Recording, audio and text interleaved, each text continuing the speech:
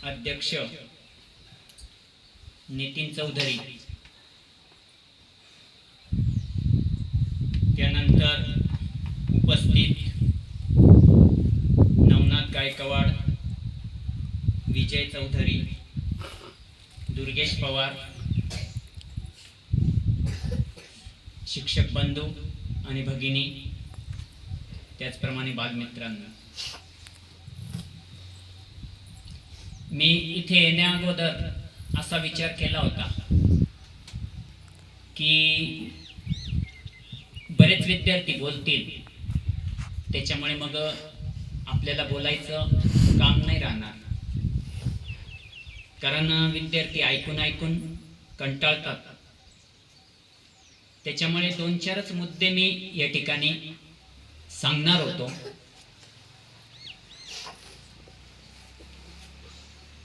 पण बऱ्याचशा विद्यार्थ्यांना भाषण रेडी दिल्यानंतर सुद्धा बऱ्याच जणांनी केलं नाही, बरेचसे विद्यार्थी उपस्थित पण राहिले नाही. म्हणजे थोडंसं आता कसं आहे, शाळेमध्ये आपल्याला सर्वांना माहिती आहे की कामांचा भडीमार आहे. आता उद्यापर्यंत सुद्धा इतकं काम पूर्ण करायचं आहे की ते आज आणि उद्यापर्यंत कंटिन्युअस जरी बसलं ना तरी ते पूर्ण होणार नाही, इतकं काम आहे. पण तरी देखील आपण मग ही जयंती साजरी का करतो की आपल्या भारतामध्ये अनेक तेजस्वी तारे चमकलेले आहेत, कितीतरी तेजस्वी तारे, आणि जसा जसा काळ गेला तसं तसं काही ताऱ्यांचं तेज थोडंसं कमी कमी होत गेलं. पण काही असे तारे भारतामध्ये होऊन गेले की ते चमकतच राहिले. आज आपण डॉक्टर आंबेडकरांचा 136वा जन्मदिवस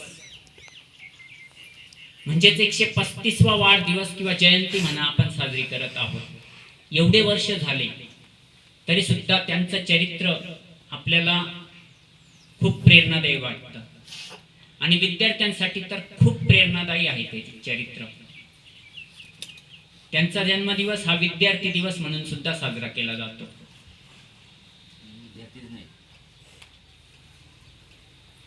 बघा, ज्यांच्या जीवनामध्ये डोकावलं ना तर असं लक्षात येतं की nothing is impossible in this world, की या जगामध्ये कोणतीच गोष्ट अशक्य नाही, हे त्यांच्या जीवनामध्ये दिसून येतं. नेपोलियन बोनापार्टचं हे वाक्य होतं की ह्या जगामध्ये कोणतीच गोष्ट अशक्य नाही, आणि त्यांनी ती प्रतिकूल परिस्थितीमध्ये करून दाखवली. अनुकूल परिस्थितीमध्ये तर सगळेच करतात. आज आपल्याला सगळ्या सुखसुविधा उपलब्ध आहेत, अन्न उपलब्ध आहे, फार इतकं अन्न उपलब्ध आहे की आपण ते वाया घालवतो. पुस्तकांची कमतरता नाहीये, भरपूर पुस्तकं आहेत, बरेच पुस्तकं आहेत, पण त्या पुस्तकांचं महत्त्व आपल्याला कळत नाही. सगळ्या प्रकारच्या सुविधा आहे, सुख आहे, तरी सुद्धा मग आपण आपली प्रगती का होत नाही होत. साध्या साध्या गोष्टी आपल्याला जमत नाही, कारण आपली कष्ट करण्याची प्रवृत्तीच नसते.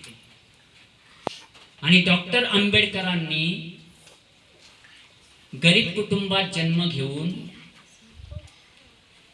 ज्या काळामध्ये अस्पृश्य समजलं जायचं अशा कुटुंबामध्ये जन्म घेऊन पूर्ण भारतातच नाही तर पूर्ण जगामध्ये आपलं नाव कमावलं. आता त्यांच्या शिक्षणाबद्दल जर बोलायचं राहिलं ना तर आता माझ्या मोबाईलमध्ये मी आजच एक स्टेटस पाहिलं, म्हणजे याच्या अगोदर तर कधी पाहिलं नाही. त्या डिग्र्या मोजायला 5 मिनिट लागतील, एवढ्या डिग्र्या आहेत त्यांच्या. MSc, PhD, MPhil, MA, doctor of science, अशा कितीतरी डिग्र्या आहेत त्यांनी मिळवलेल्या. आणि हे करत असताना त्यांना बराच काळ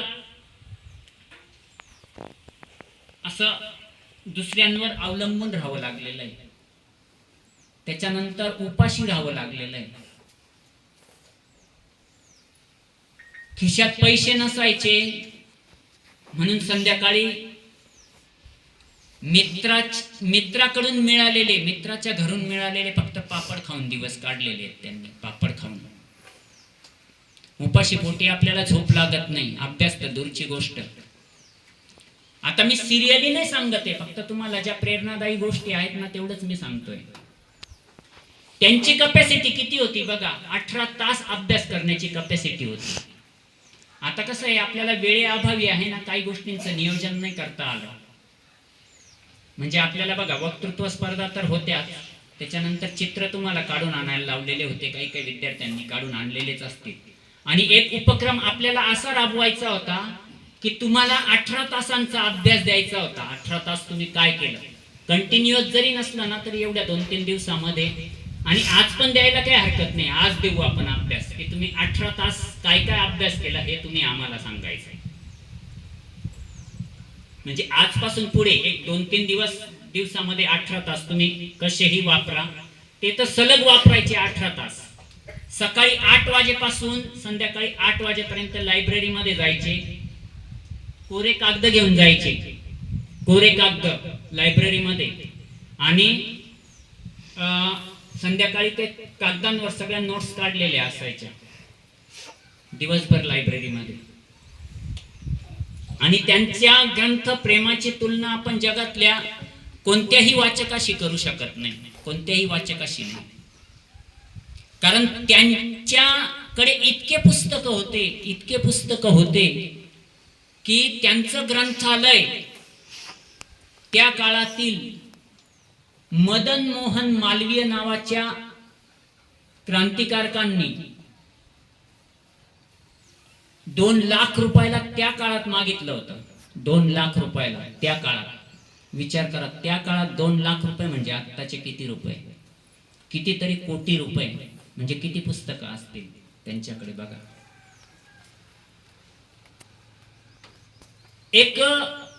एका लायब्ररीमध्ये त्यांना 2-4 पुस्तकं आवडले होते. ते पुस्तक त्यांना परत करण्याचा जीवच व्हायचा नाही आंबेडकरांना. त्यांना खूप आवडले ते पुस्तक, आणि त्या पुस्तकांसाठी ते स्वतःचा राहता बंगला सुद्धा विकून टाकायला तयार झाले होते. आता तुम्ही म्हणाल मग त्यांच्याकडे बंगला कुठून आला? आधीच नव्हता बंगला, पुढच्या काळात.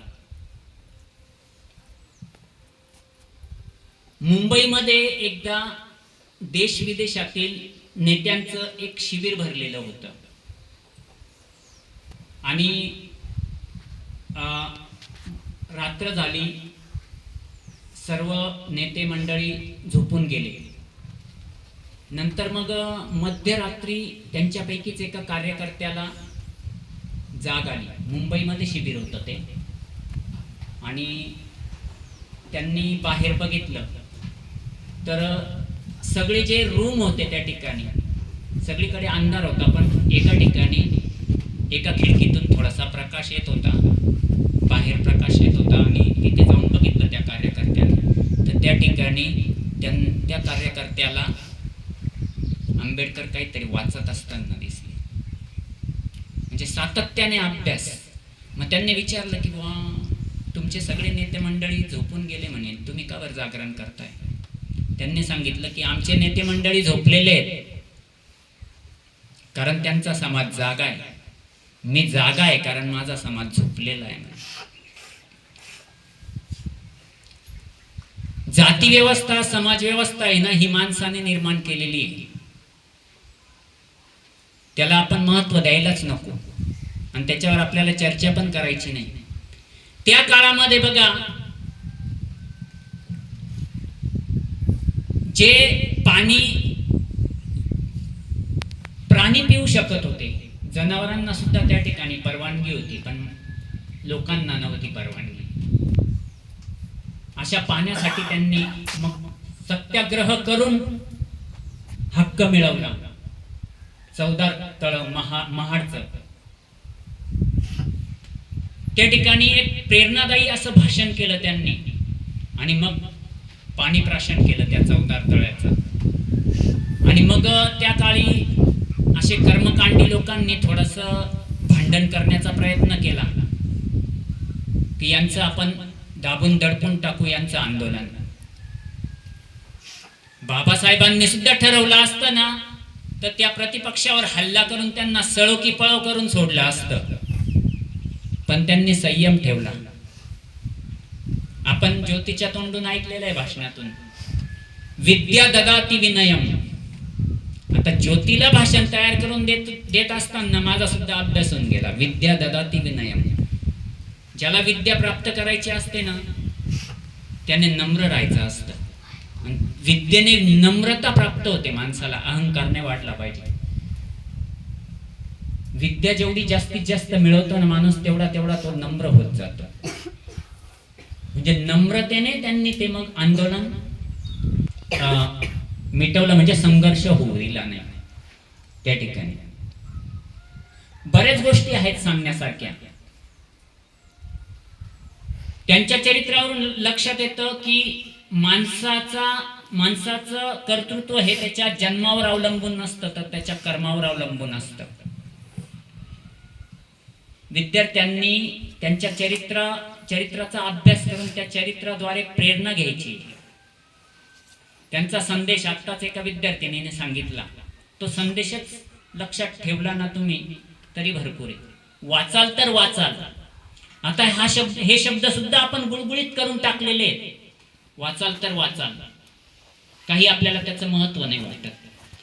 आपल्याला जर खऱ्या अर्थाने सक्षम जीवन जर जगायचं असेल ना तर वाचन केलं पाहिजे. आपण जास्तीत जास्त वाचलं पाहिजे. आपली कपॅसिटी वाढवली पाहिजे, क्षमता वाढवली पाहिजे.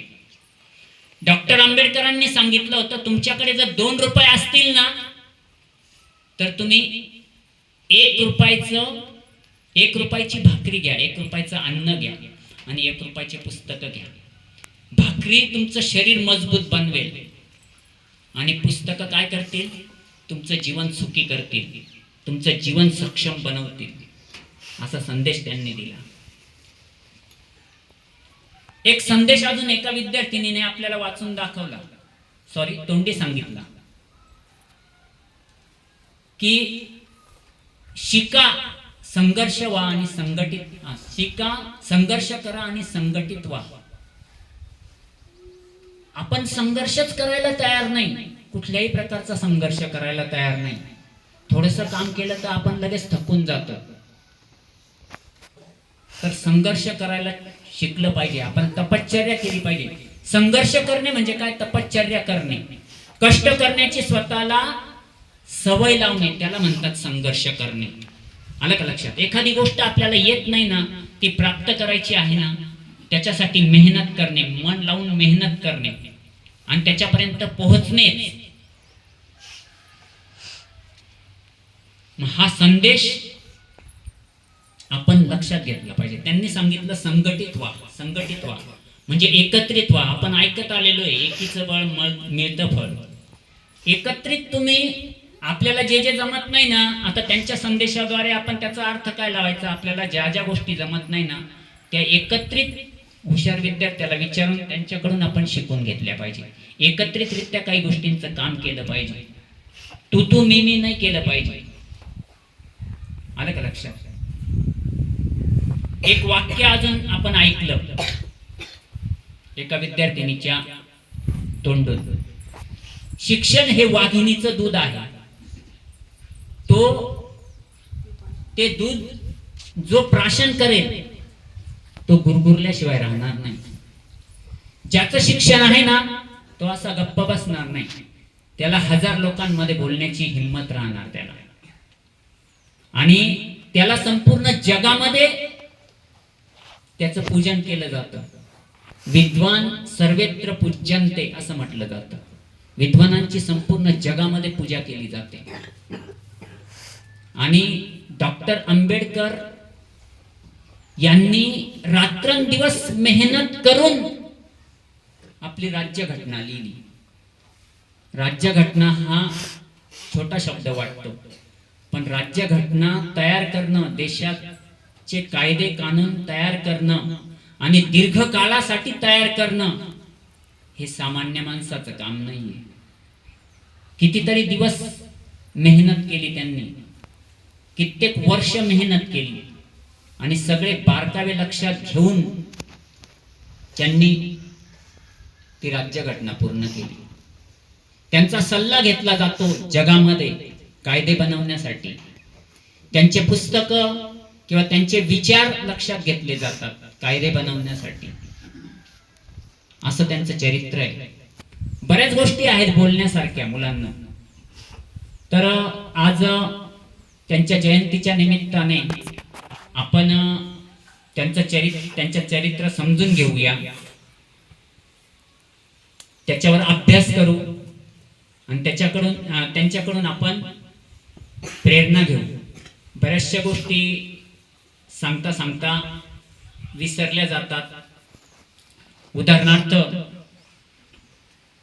केवळ अस्पृश्य समजलं जायचं त्यांच्या समाजातल्या लोकांना किंवा त्यांना. त्याच्यामुळे मग त्यांच्याकडे शिक्षण असून सुद्धा ज्यांना कवडीची अक्कल नाही असे शिपाई लोक त्यांच्या टेबलावर फायले असे लांबून फेकायचे, म्हणजे त्यांची सावली सुद्धा नको व्हा. अरे पण तुमची लायकी आहे का तेवढी? तुमची लायकी काहीच नाही ना त्यांच्या पुढे, तरी सुद्धा तुम्ही कसं काय त्यांना हलका समजता? तुम्हाला मी डिग्र्या वाचून दाखवेल मोकळ्या वेळेत. त्यांच्या किती डिग्र्या होत्या त्या, आता मला स्मरणात नाही आहेत त्या.